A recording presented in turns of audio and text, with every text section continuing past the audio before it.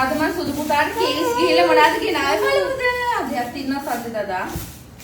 අල ඉරුණා යාගේ අල පැකට් එකක් ගෙනාවා. රුපියල් 191යි.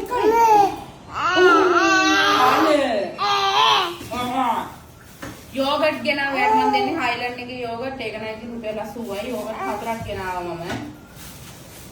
යෝගට් 4යි. අල එකයි කැරට් එකක් ගෙනාවා.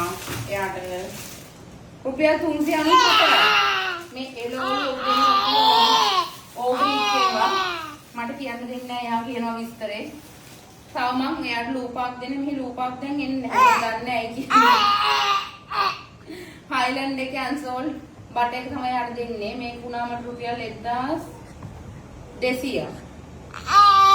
තව කෙනාව මම සොෆියා අච්චිට ගානි සබන්. චන්දනාන් පැක්ටිකල් 475යි.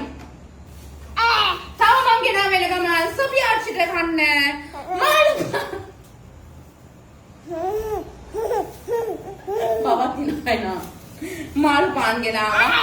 පාන් ගෙනාවා. ඔය ටික තමයි ගෙනාවේ අද.